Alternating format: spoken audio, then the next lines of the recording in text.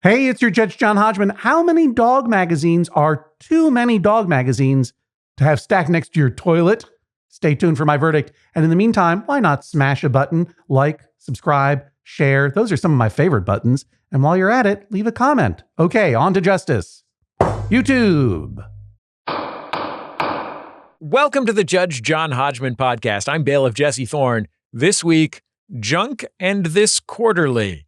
Simon brings the case against his wife, Liz. Liz is an avid subscriber to the Journal of the American Veterinary Medical Association, and she keeps a big stack of back issues right next to the toilet. Simon says, toss the magazines. Liz doesn't care what Simon says. She's going to read them. Eventually, who's right, who's wrong, only one can decide. Please rise as Judge John Hodgman enters the courtroom and presents an obscure cultural reference. People ask me, aren't you proud of yourself? I tell them no, not in the slightest. I've done so much harm and made so many charlatans quite rich. I opened a Pandora's box and I released a Frankenstein's monster. Bailiff Jesse Thorne, please swear the litigants in. Simon and Liz, please rise and raise your right hands. Do you swear to tell the truth, the whole truth, and nothing but the truth? So help you, God or whatever. Yes. I do. Do you swear to abide by Judge John Hodgman's ruling, despite the fact that he has a competing interest, having been the former food and wine columnist for Men's Journal magazine, the premier American magazine of men's journaling? Yes. Yes. Judge Hodgman, you may proceed. Do you like how I stole your old joke? Simon and Liz, you may be seated. I love it. It's but I must clarify. I myself have a fondness for magazines. Indeed, I was a magaziner, having written for New York Times Magazine, as I still do. The Judge John Hodgman columnette appears there every week. You can submit disputes to that at MaximumFun.org/JJHO. But I was also the food and, I have to, slight correction, specifically non-wine alcohol columnist. Oh, thank you. Even I could not stretch my imposter syndrome to encompass wine expertise. That tested my fraudulency for Men's Journal. Thank you, Mark Adams, for putting me on the road. It was an incredible opportunity to eat a lot of free food.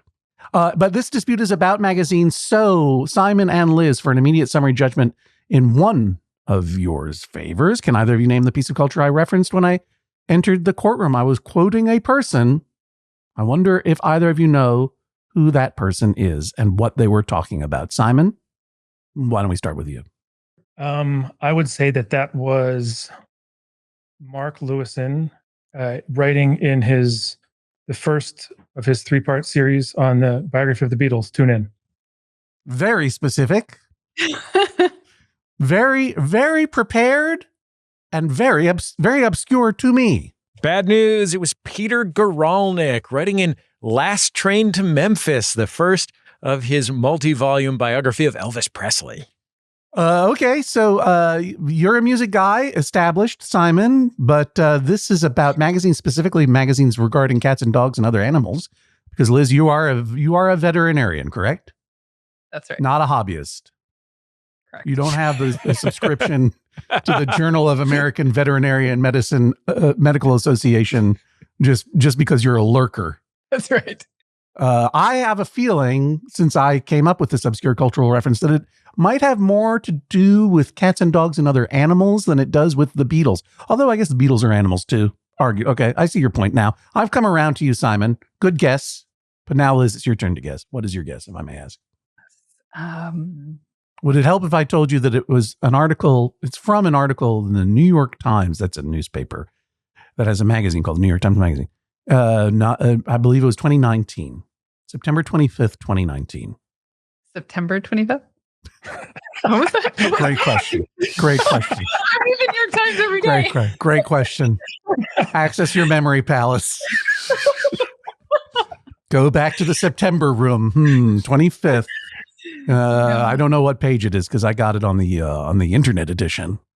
Judge Hodgman, you weren't counting on our litigant being Marilu Henner. No, I wasn't. Does she have perfect recall? She does. I believe she has that. Perfect recall, yeah. That's incredible. I wish I had Marilu Henner here to ask. I wish we had Judd Hirsch here. That would be great. No, hey, you know what? I love Judd Hirsch. I love Marilu Henner. We've got Simon and Liz, the best. So now it's time, Liz, for you to guess. I bought you as much time. Did you have a guess prepared? No, I did okay. not. I wanted it to be relevant to actually what you're saying. What's your favorite TV show? Oh my gosh, my favorite TV. It's got to be All Creatures Great and Small. Sure. So your guess is All Creatures Great and Small? You what? I haven't seen it. I know, tragic. I've read it, to be fair. That is fair. Read it when I was small. Is that your guess? All Creatures Great and Small? Sure. Season four, season finale, would you say? Of course. September 25th, 2020. Terrific guess. All guesses are wrong. The quote is from Wally Conron. Don't know if I'm pronouncing his name correctly. Conron. As quoted in the New York Times 9/25/2019, with regard to his deepest regret, creating the Labradoodle. He is a dog. He's a dog breeder, and he was tasked with breeding a relatively hypoallergenic guide dog, for a vision impaired woman whose husband was very allergic to dogs. So he came up with this idea to, when a poodle and a Labrador love each other very much, they get together with Wally Conron and they create a Labradoodle. And he did not, he was not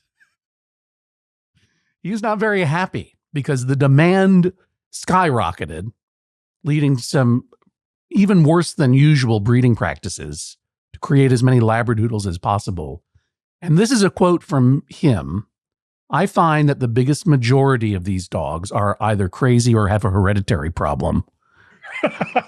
And Amy Murphy counters, Amy Murphy, of course, being the president of the Australian Labradoodle Club of America, begged to differ, quoting, all dogs are crazy.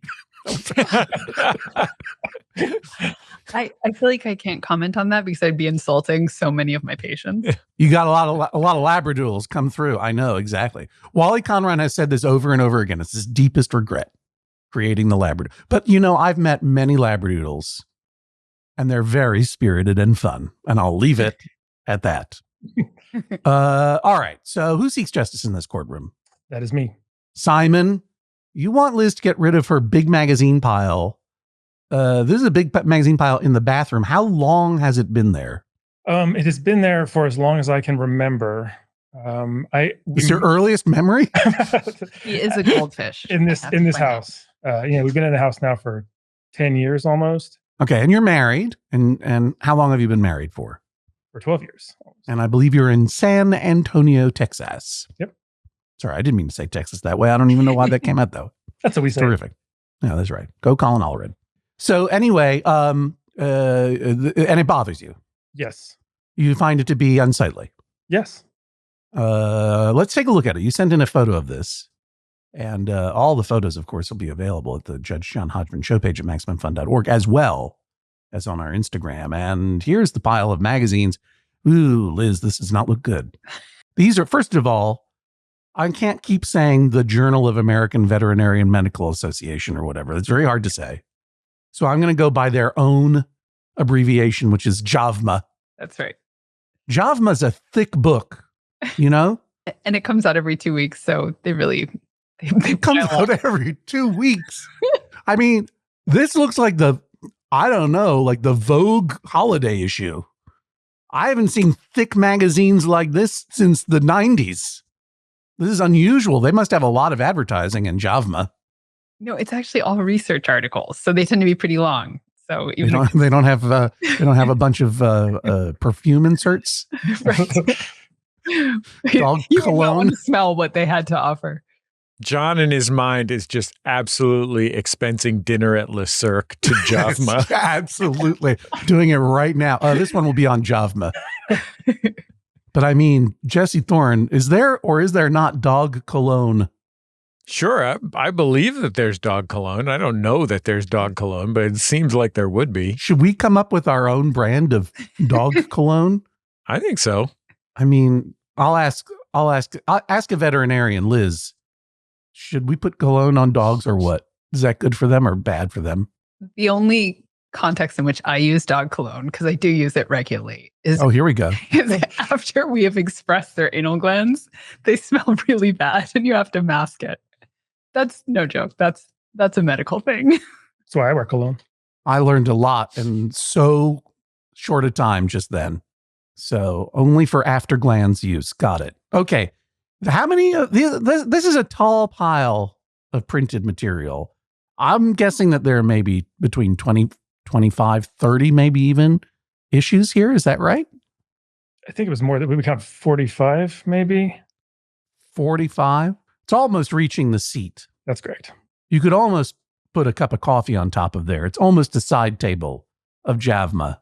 And so, Liz, you're a subscriber. Tell me a little bit about Javma. What does that give you? The news on the latest dog models or what? Like they tell you what dogs are coming out this year? Reviews? No, it is actually research articles. So it's, they're medical articles. And so I'm a member of the AVMA, so the American Veterinary Medical Association. And so we received this. It's one of the main publications. There are lots of different veterinary medical publications, but this is... You get it for being a member. Yes, exactly. Is this the premier professional journal of veterinarians? Yes, I would say so. Or is it the fiery young upstart? It is the premier. Okay. So you have to have it for professional reasons. That's right. And how often do you sit down and read a Javma? Maybe once every morning, perhaps? On maybe what we call a regular schedule? So that is the intention. And, some of these articles, they're very long articles, but you can kind of get the information you need from reading, the abstract or maybe the results or conclusion, depending on what you're interested in. Right. The problem is that over the last, for no particular reason, 4 to 8 years, I've taken to doomscrolling news articles on my phone. Oh, okay. Instead of working through your stack of Javmas. That's right. That's right. So yeah, they have been slightly neglected. And, I do feel like it's important information. It's a little complicated because they're also available digitally. So whenever I search for a relevant topic, I can find it on my digital kind of veterinary boards type thing. Got it. So but they're abstract. So Jesse, you probably know this in academic journals. They're quite long and detailed, the articles, but there's often what's called an abstract. What on the internet they call a TLDR, which That's right. stands for toilet length deep reading. I'm not familiar with abstracts. I'm familiar with verses from the abstract, the Tribe Called Quest song. Ah, there you go. I got back in the day when I was a teenager, before I had status and before I had a pager. You could find the abstract listening to hip-hop. Pops used to say it reminded him of bebop. I said, well, Daddy, don't you know the things, etc. Cycles.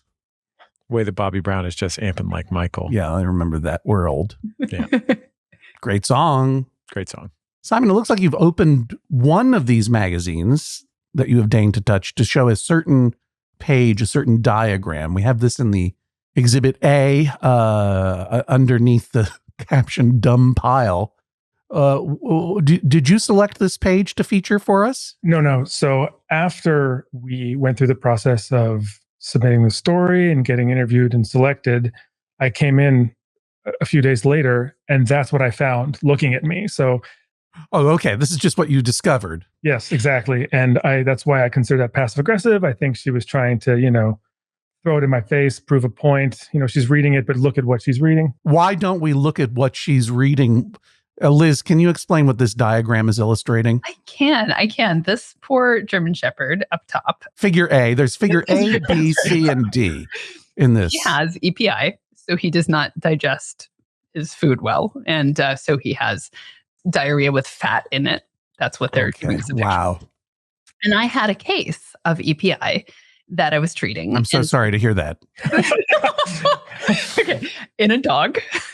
I never treat a dog unless I have had the same thing as the dog. And so I was reading this relevant article and, was mid reading this article, and I left it open to resume at a later date. This was not a passive aggressive move. This is medical research. Just to be clear, this diagram shows is an A, figure A, B, C, and D. Figure A looks like an illustration or maybe a photograph of a German Shepherd. And figure B is a photograph of what you call diarrhea with fat in it. Boy, oh boy, have I made the children who listen to this show very happy today, or what? Then figure C is another German Shepherd, and figure D is what, Liz? I'll make you say it. So C is actually the same shepherd after treatment. And D, which is the perfectly formed stool, is that shepherd's stool after treatment. Oh, God, or whatever. I can't believe we finally, after how many years, we got someone to say perfectly formed stool on the podcast. Out of 10. Even the East German judge agrees. Holy guacamole. Holy.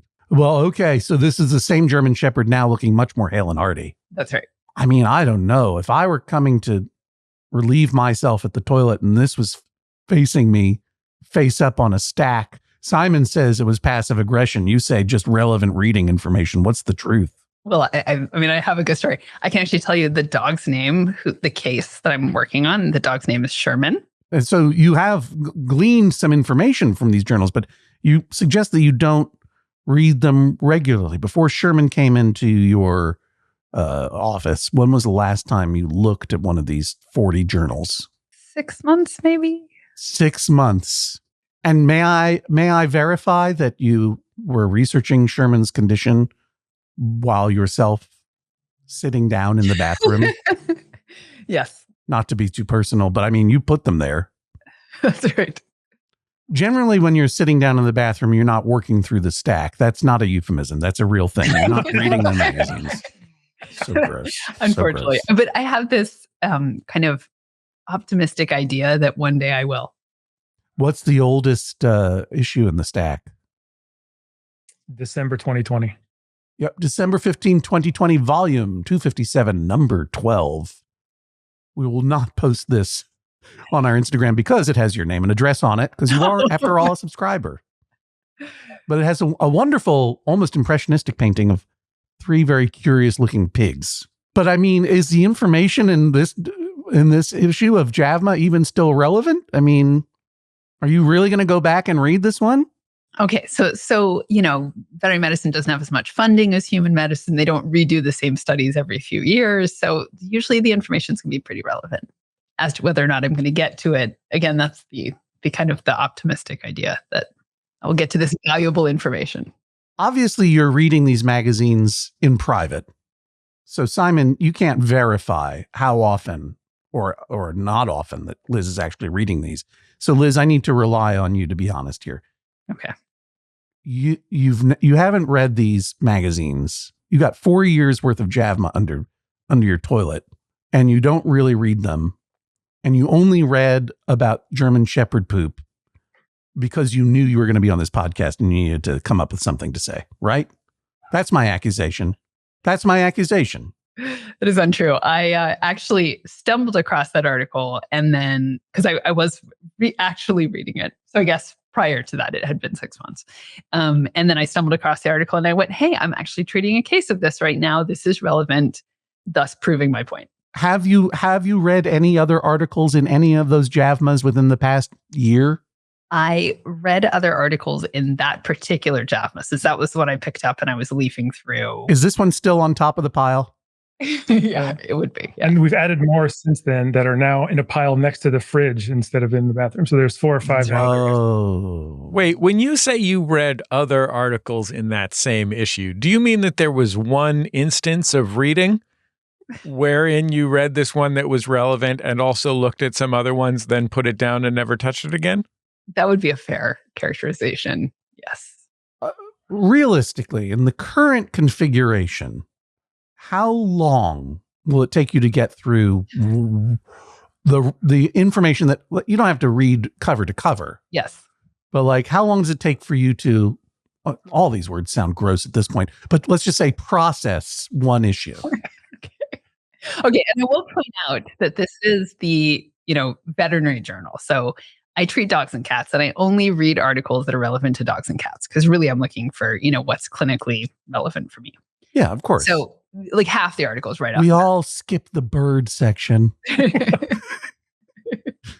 So, I can probably get the valuable information that I want out of one issue in maybe half an hour. Half an hour? Yes. And on a daily basis. So I'm just trying to do the math here. Simon, what is your career? Are you a mathematician? Are you a magazine mathematician by any chance? I am not. I've been a stay-at-home dad, and I'm in grad school right now. For what, if I may ask? Social work. Oh, wonderful. But hey, both very admirable careers. Good jobs. Good jobs.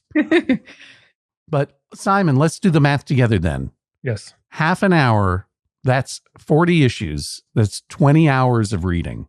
And then you're getting a new one every other week. It's worse than you thought, Simon. See, that's how it piles up so quickly. Wow. You were giving me less credit. Simon, what magazines do you want to stack next to the toilet?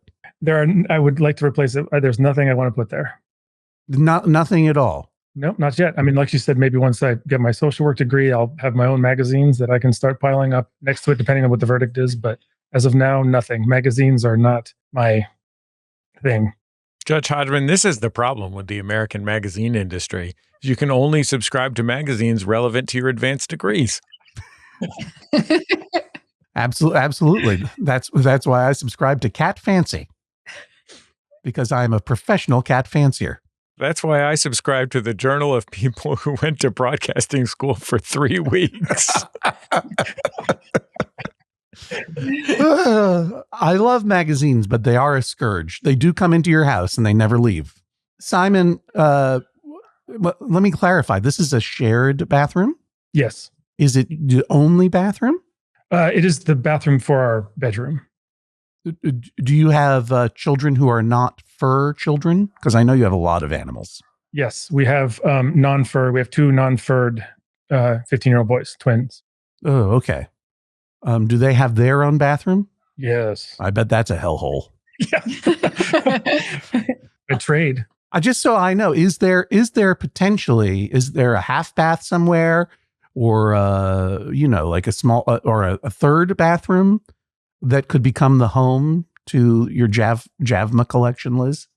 It would be more like the guest powder room. So I feel like that would be even a worse lateral move. Yeah. Why? Because you don't want to reveal to your guests that this is one of your things? Oh, yes. That's right. So there is some shame associated with your pile of Javmas. Yes. To be fair, both professional shame and maybe like a little bit of a hygiene issue, if I'm honest. Why professional shame? Are you afraid that guests will come in and go, oh my gosh, she is not keeping up with her Javmas? That's right. I'm not bringing my dog or cat to her anymore. Do you have your own practice? Or you work in a practice or what? I work in a practice. I'm just going to tell everyone, Liz is the best veterinarian. If you see some Javmas around, you should be happy. Don't be like judging her like, oh, she's not reading her Javmas. She's got the subscription. She's working on it. So, Simon, it says here that you are not opposed to piles of things in your house per se, but that you favor what is, I think this is a quote from you, piles with purpose. What does a pile with purpose mean to you?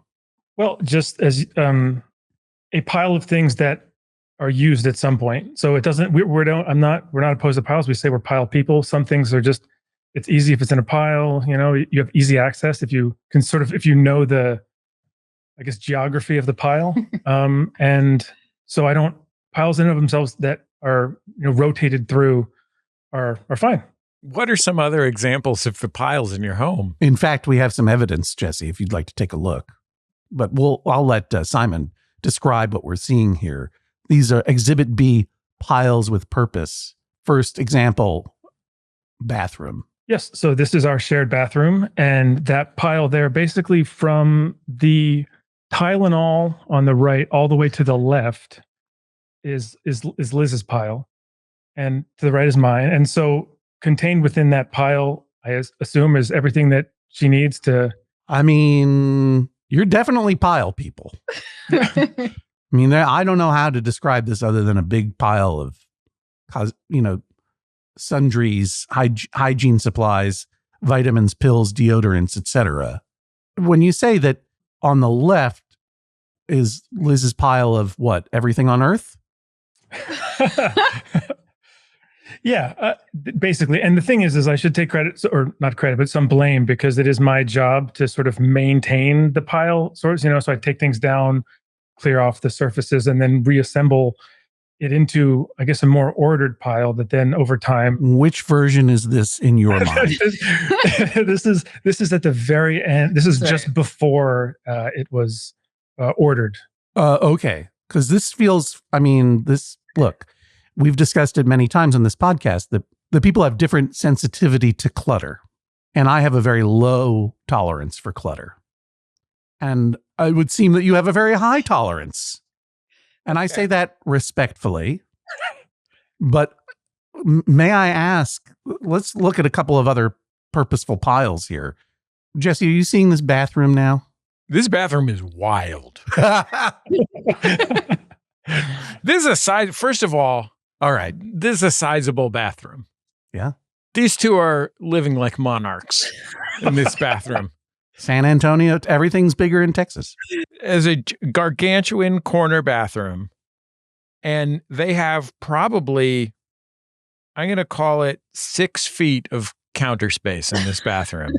Yeah. Not counting the sinks, just 6 feet in between the sinks. No, this is a corner situation, double vanity. There's a sink on either end of this corner L-shaped countertop, every centimeter of which is filled with a thing.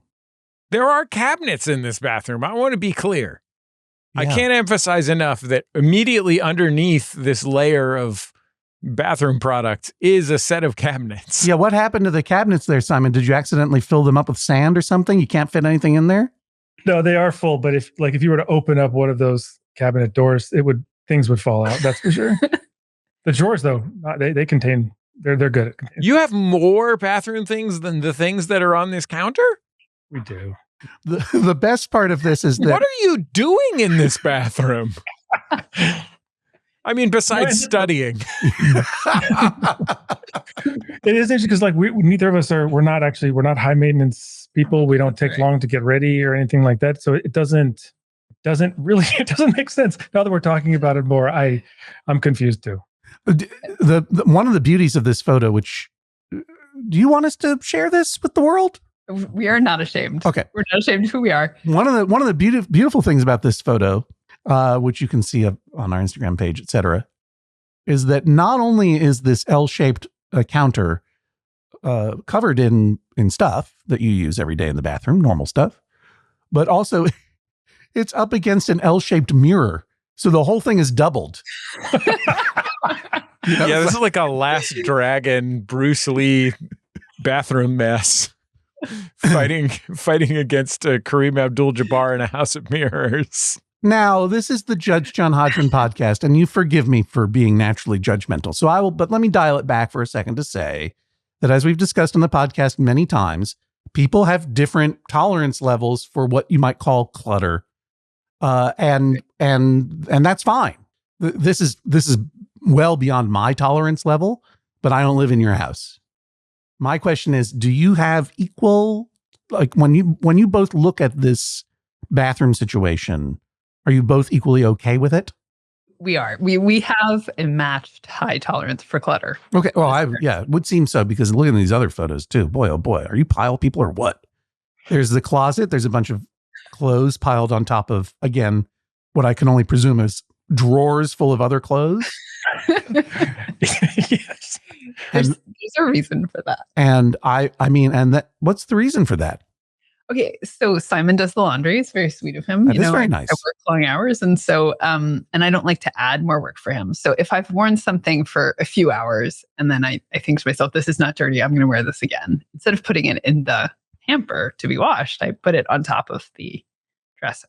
I think Judge John Hodgman listeners know that what you're supposed to do is take it off and put it in a shared bin by the front door so that other people can pull it out of there and put it on later. That's a reference to our very controversial, apparently, sock box episode that came out recently. So when you take off clothes that you intend to wear again, you instead of putting them in the hamper, you say you put them aside so that you will wear them again. By putting them aside, meaning you throw them from across the room. To land on top of this dresser, maybe. It's hard for me to see where the dresser ends. So, Simon, why are these piles with purpose, whereas Liz's pile is purposeless? Okay, because We go through that fairly regularly, but there's also stuff on the bottom of there that might be as old as some of the magazines. And then the bathroom, same thing. It's stuff that is used and it's routinely touched and used by you. It has purpose in your life, whereas these magazines have no purpose in your life. The bathroom pile and the clothes in the closet, those are hers. But you understand the purpose of those piles, but the JAVMA, the purpose eludes you. That is correct. And why is that so hard to understand? It's professional research that your wife is doing on the toilet.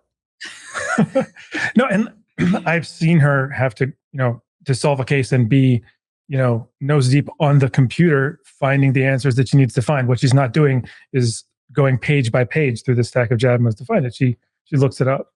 Well, it's a good point, Liz, because you mentioned that so many JAVMAs are coming in the house every other week.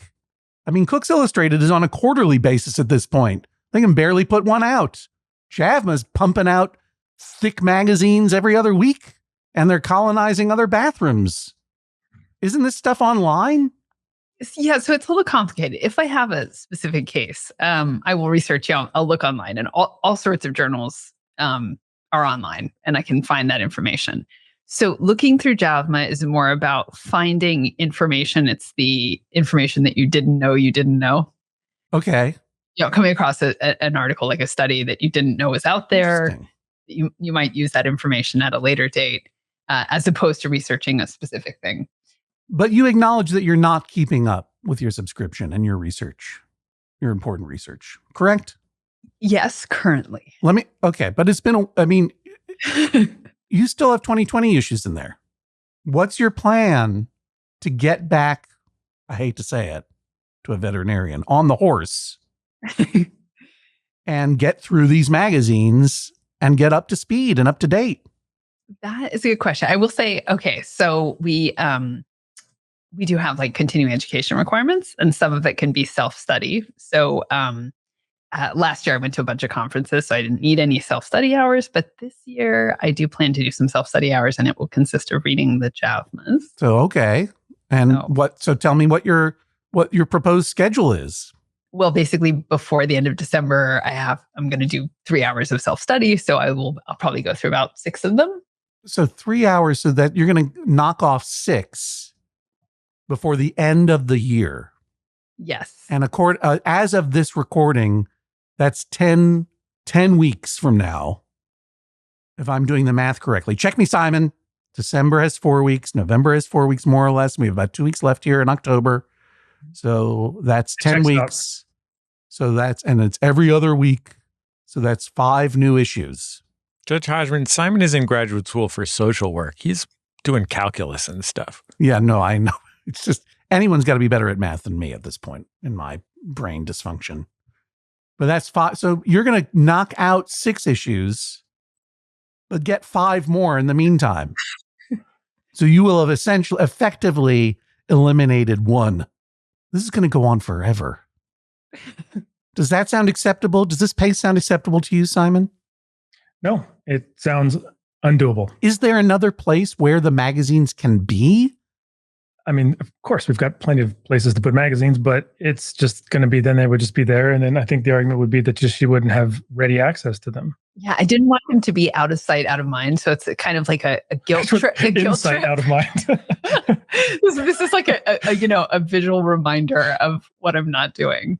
Do you really? I mean, that can't be good for your digestion to feel guilty every time you approach the toilet.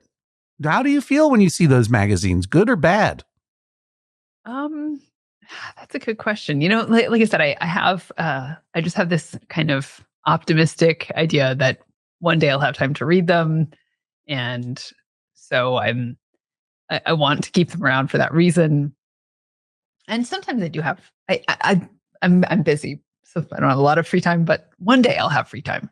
Simon, do you believe her? No, right. She had shoulder surgery. She didn't read a single one of them. What else? I was on a lot of drugs. Yeah. I did realize that plan for reading them when I was recovering from shoulder surgery was not a good What plan. could be more fun than reading about dog poop while on medical grade pain relievers? Sounds like a great afternoon to me.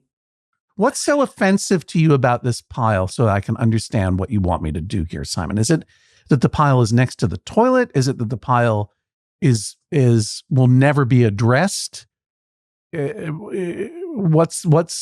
do you feel when you walk into the bathroom and you see all those magazines next to the toilet? I mean, if I'm honest, clearly I have a willful blindness to things like this. So I don't, it doesn't really bother me too much, but we wanted to. Oh, we're wasting our time here. Then goodbye. I can adjust your willful blindness, brain blackout all piles of magazines. And it's gone.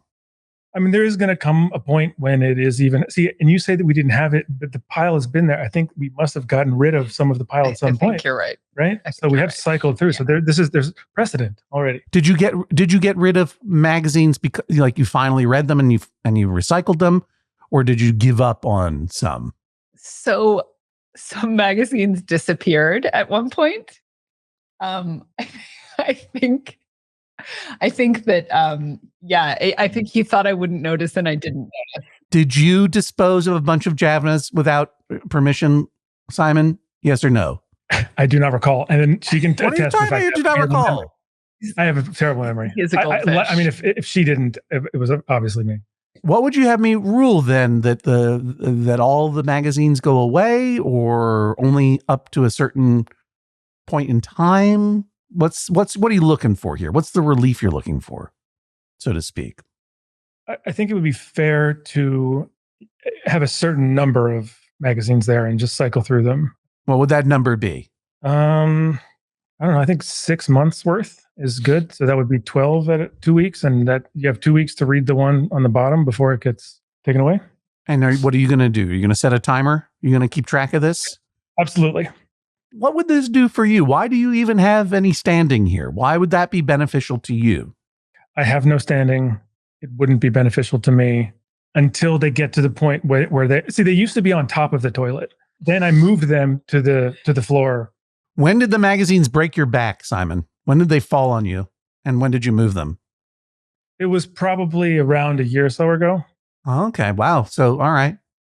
And Liz, I hate to ask this, but at this point, when you consider your pile of Javmas, isn't it likely at this point that Simon has at least once peed all over them, given their proximity to the toilet?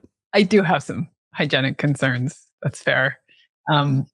Do you have to read them on the toilet, Liz? I'll just be blunt. Is it important to you that you be able to reach down or behind you at any given moment? Do you have to, is that what you want to do? Probably not. It's more just a matter of where else to put them. And that seemed the best place for them to be contained and not kind of obviously in the way. You said, though, that you have a lot of places for magazines. What would be an alternate place? I mean, they would just vanish. I mean, they would have to be in the office or somewhere. Wait, there's an office? There was an office this entire time? Yeah, okay. But it's his office. What piles of purpose are in his office? Oh yeah, actually I forgot about those piles. We were talking about the ones earlier. There are that's more organized, but there's I'm not sure I believe you, but go on. There are books. I mean, old documents related to the house and taxes. And let me ask you this. Let's just say, for the sake of argument, you got one of those, and I don't know what your living room looks like, but I'm presuming that every cabinet in your home is full of stuff. So there's no room for these magazines, or else they'd be there, right, Simon? Yes.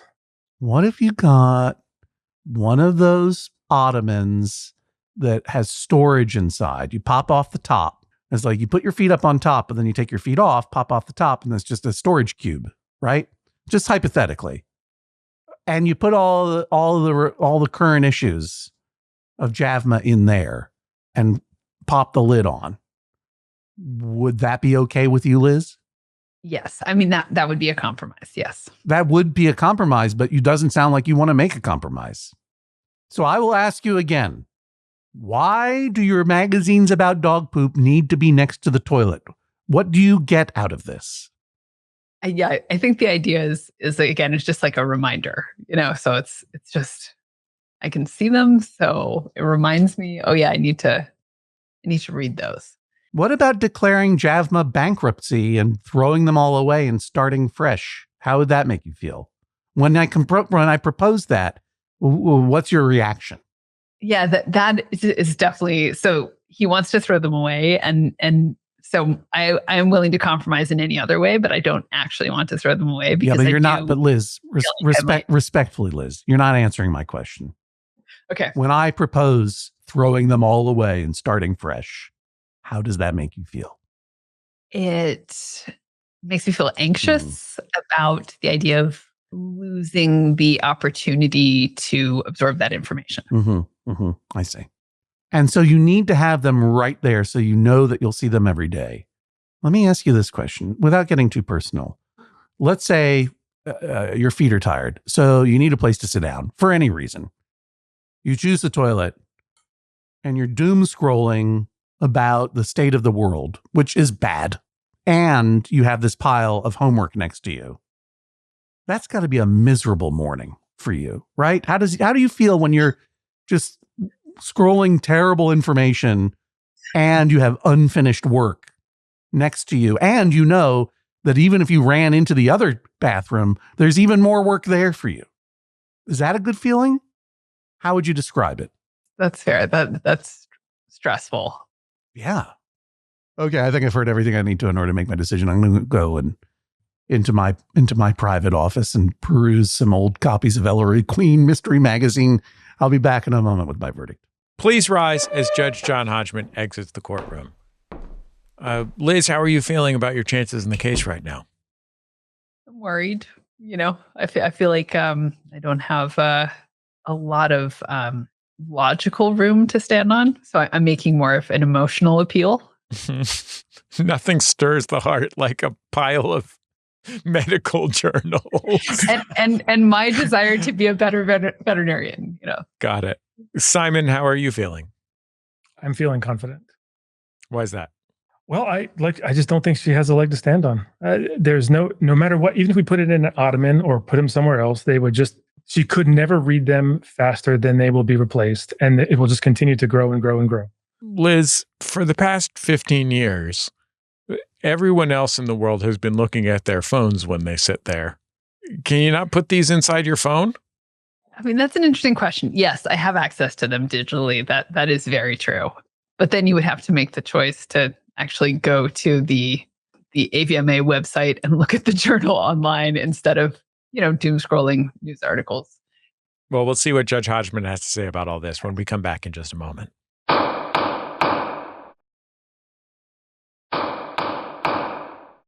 Judge John Hodgman, we're taking a break from the case and to prepare for our upcoming trip to New England. New England, we're coming for you. And it's a triple homecoming as I return to Brookline, my actual hometown, as well as two adopted hometowns of Western Massachusetts and my beloved and painful Maine. And we're also, for the very first time ever, going to Vermont. Yeah, in November, we're bringing justice to the Higher Ground Ballroom in Burlington, Vermont, as well as the State Theater in Portland, Maine, the Shea Theater in Turners Falls, Massachusetts, and the Coolidge Corner Theater in Brookline, Mass. Klaxon, klaxon, klaxon. Sorry, Jesse, but Brookline is already sold out. And Turners Falls with special guest Monty Belmonte is about to sell out too. So go and get your tickets right now at MaximumFun.org/events. And by the way, if you did miss out on Brookline, may I suggest Portland, Maine is just a short drive away. Why not make a weekend out of it? It's off season.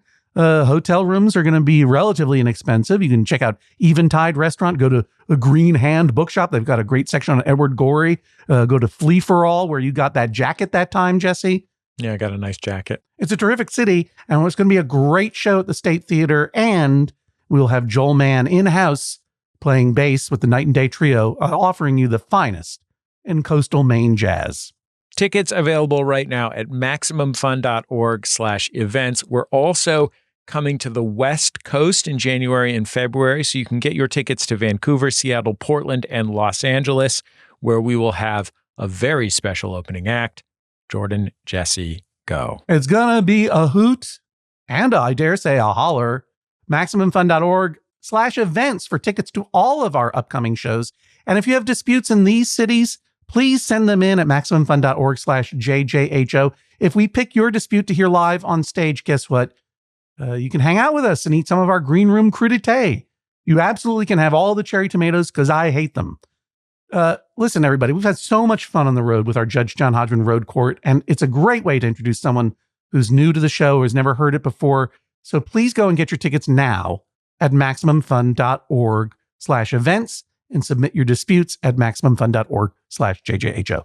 And before we leave this segment, I would like to mention that John Hodgman has a brand new Maximum Fun podcast called E Pluribus Motto. That's right. With our friend Janet Varney. Now, this basically was how did this happen? This was like the two of you shared a fever dream or something. Janet Varney said, hey, during a recent Max Fun drive, Janet Varney said, hey, if we hit a certain membership goal, would you like to do a podcast about all of the United States mottos with me?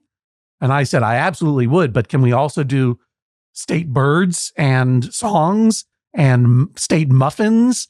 All of the state trivia and other information that you might want to know. You will learn it as we go state by state and Commonwealth by Commonwealth on E Pluribus Motto, available right now at MaximumFun.org. And the only reason that we did it, of course, is that we did meet that membership goal, and we're so happy about that we decided to go ahead and make a very long podcast. I mean, it's about 50 states, let's say 46 states and 4 Commonwealths, and some territories and districts as well. It's a lot of fun.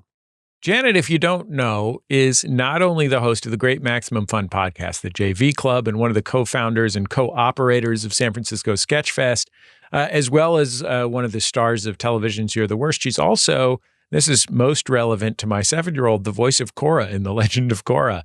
So if there's 1,000 reasons that you should be paying attention to what Janet has to say, and that's all beside the fact that she is one of the funniest people I know. So I am really excited about E Pluribus Motto. It launched with 2 launch episodes so that you can binge a little bit as we get the show started. So search your podcast app for E Pluribus Motto. I think you're going to have a great time. Yeah, we recorded them in order of the adoption of the official motto. So it's like Connecticut is first, and then I think we go to Rhode Island. Well, you'll find out.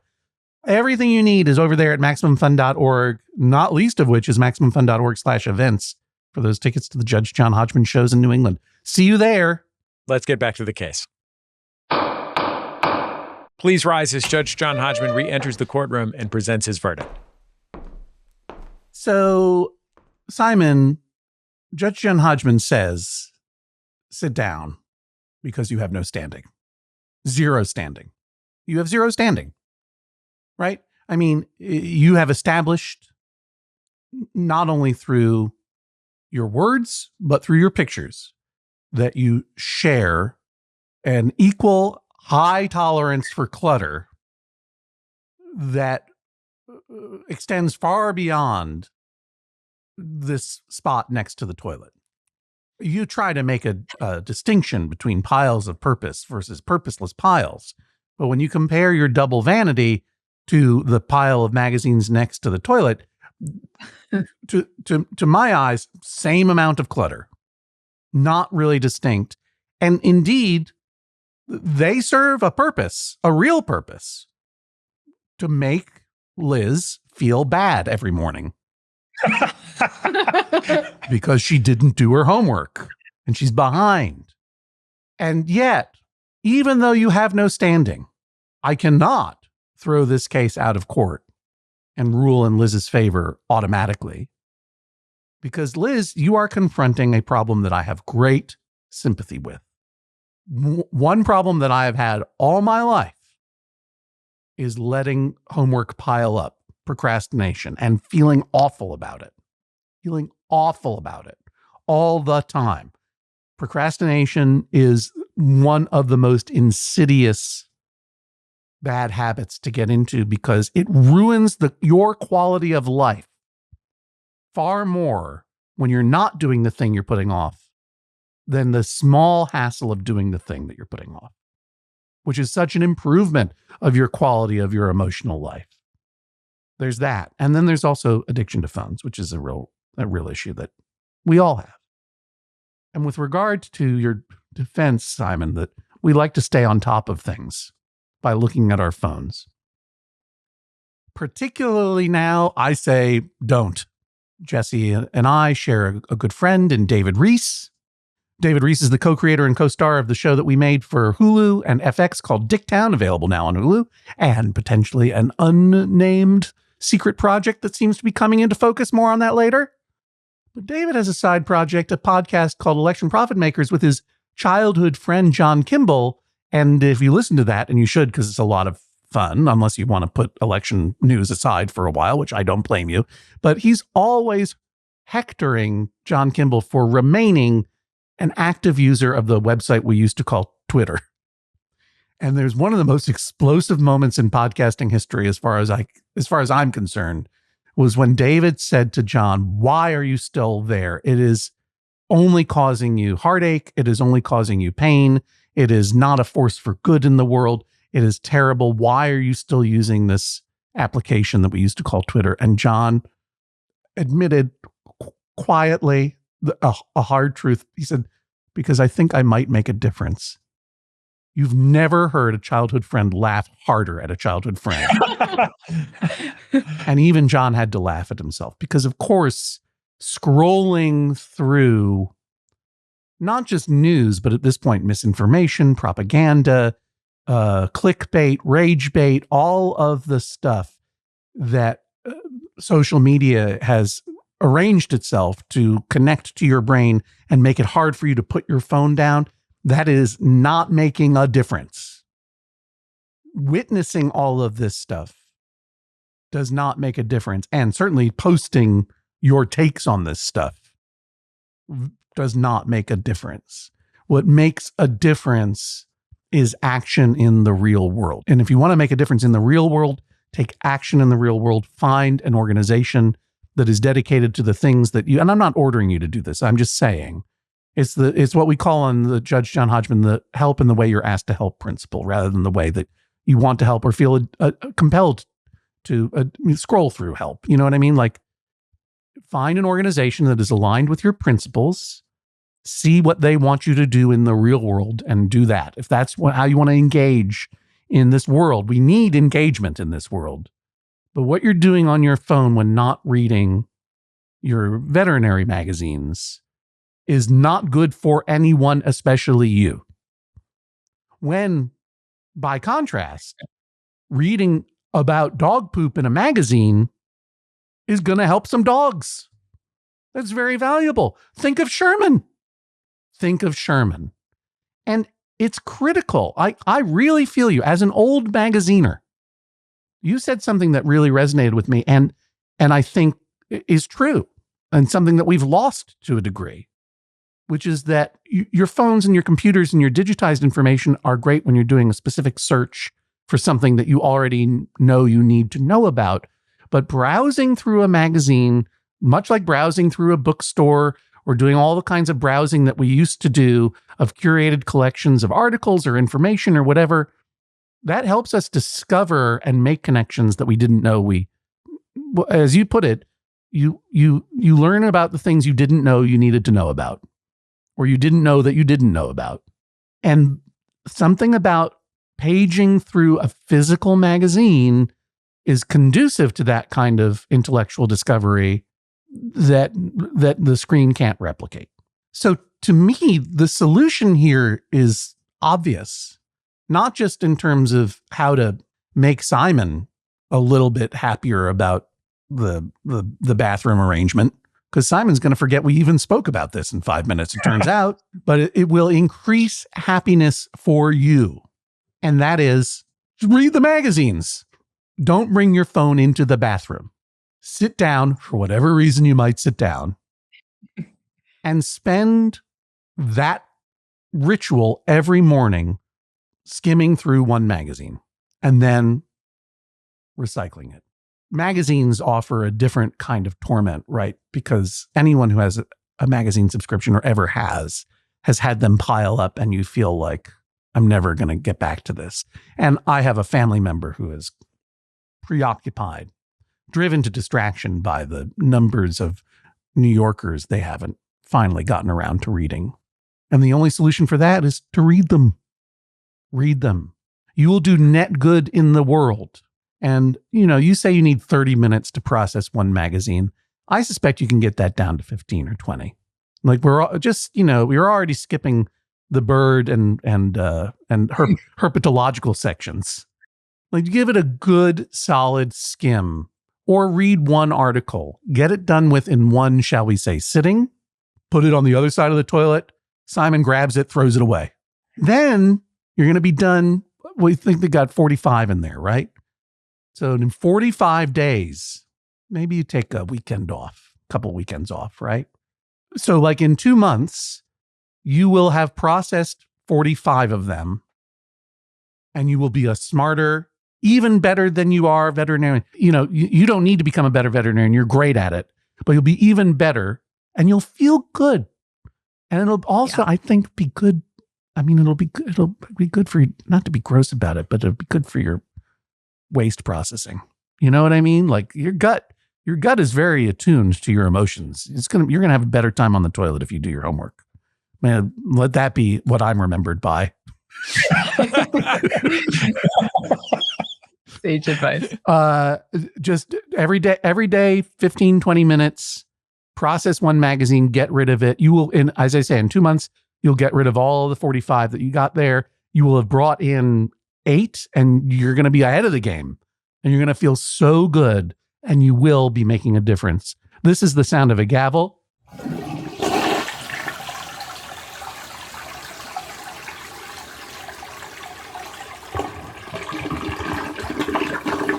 Judge John Hodgman rules that is all. Please rise as Judge John Hodgman exits the courtroom. Liz, how do you feel? I feel really good. Actually, that is, I feel like that's going to give me the impetus to do what I wanted to do in the first place, which is to read the journals. And maybe it'll get me through, let's just say the next month is going to be stressful for everybody. And I think that's great advice. And I think, Simon's beef was more on principle. So the principle that I would never read them. So what was the point? And I think this is good because then I feel like he'll be satisfied. Simon, are you satisfied? Yes. And just to clarify, it wasn't principle, it was evidence, the fact that you never read them. Yeah, so I'm feeling good. Simon, Liz, thank you for joining us on the Judge John Hodgman podcast. Thank you so much. Thank you. Another Judge John Hodgman case is in the books. We've got Swift Justice coming up right around the corner. But first, our thanks to Redditor Baltonerdist, who named this week's episode. You can join us at MaximumFun.reddit.com, not only to submit some names for our next episode, but also to chat about this one. It's a very pleasant, positive community there at MaximumFun.reddit.com. Hey, I'm a member of that community and I enjoy checking in and chopping it up with people about the cases in a fun and productive way. It's fun. Yeah. Evidence and photos from the show are on our Instagram at Instagram.com/Judge John Hodgman, as well as on the page for this episode at MaximumFun.org. You can find us on TikTok and YouTube, where you can watch full episodes of Judge John Hodgman just by looking for Judge John Hodgman Pod at Judge John Hodgman Pod. So make sure to smash those like and subscribe buttons and tell a friend. If you got a friend who enjoys YouTube and isn't a podcast person, tell them they can watch Judge John Hodgman right there on the YTs. You can also watch Jesse Thorne and I eat some pawpaws, and Jesse pet some capybaras. The two very popular videos that we put up recently. That's true. Those pawpaws were pretty good. Yeah. I like the spoiler alert, but I like pawpaws. I give pawpaws 5 stars. And speaking of 5 stars, I want to say thank you to SAS235 over there on the Apple Podcast application for the very kind review. SAS235 said, "I don't miss a show. It's one of my favorites. Smart, fun, funny, and just the right level of nerddom. My wife, who's a whole human being in her own right, even likes it." 5 stars they gave us. Judge Hodgman, you know what just the right level of nerddom is? No, what? You're a nerd and I'm artsy. That's right. I am a nerd. Jesse's artsy, and thank you SAS 235 for that 5-star review. Hey, if you're listening to us over there on Apple Podcasts, why don't you go and leave us a review right now? Dare I ask for 5 stars? Well, if that's the way you feel, yes, I do ask it, because not only do I love reading your feedback, but it really helps new listeners find the show. And guess what? You can now rate and review the show on Pocket Casts as well, and or leave a comment on Spotify, or as mentioned, our YouTube page, youtube.com/@JudgeJohnHodgmanPod. If you go over there, you can watch me eat a Maine-style fluorescent red hot dog, fresh and cold out of the bag. 5-star content. Yeah, uncooked. Just straight out of that package. Straight out of the pack. And not just take a bite. You took a bite, thought about it, then wolfed down the rest of it. It's called commitment. Judge John Hodgman was created by Jesse Thorne and John Hodgman. This episode was engineered by Ernest Ibarra at Chatterbox Studio in San Antonio, Texas. Our social media manager is Natty Lopez. The podcast is edited by AJ McKeon. Our video editor is Daniel Spear. Our producer is Jennifer Marmer. Now, Swift Justice. Are you ready for this, John? I am. This one comes from our members-only mailbag, the Membo mailbag. If you're a member of Maximum Fun, you can listen to our monthly members-only podcast, the Membo mailbag, by subscribing in your bonus content feed. Okay, here we go. Erica from Mount Kisco, New York, thank you for being a member, Erica, writes, my 12-year-old son, Ewan, believes that if you go into a food store, you have to buy something. But I browse in stores all the time without buying. Who's right? Look, you can browse in stores all the time without buying. Bookstores, clothing stores, knick-knack stores, gift shops. But I'm going to say something. If you're going into a food shop of some kind, that stuff's perishable. Get a water or something. Your son is more ethical than you are, Erica. Ewan's right. Just get a water. Stay hydrated. Help the business. And I would say even in a bookshop, you can probably find something that you like there. But I mean, just get a little something to support the business that is putting a roof over your head for a minute. But whatever the case, Erica, I echo my friend and co-host Jesse Thorne. Thank you for being a Maximum Fun member. If you're a member, you can send us a letter about anything. We'll read it on the Membo mailbag. If you're not a member, you can become one right now by going to MaximumFun.org/join. Otherwise, your point of contact for me, Judge John Hodgman, is always MaximumFun.org/JJHO. And while you have that page open, won't you send us a dispute? Our live show is coming soon to Vermont, Maine, and Massachusetts, and we're looking for your New England-style beefs. Send them right in, MaximumFun.org/JJHO. And make sure to let us know you're within hailing distance of one of those live shows, because we do need your cases to make those live shows sing. And you know what? No matter what, MaximumFun.org/JJHO, no matter where you are or how big your beef is, send it to us. That's MaximumFun.org/JJHO. And we'll talk to you next time on the Judge John Hodgman podcast.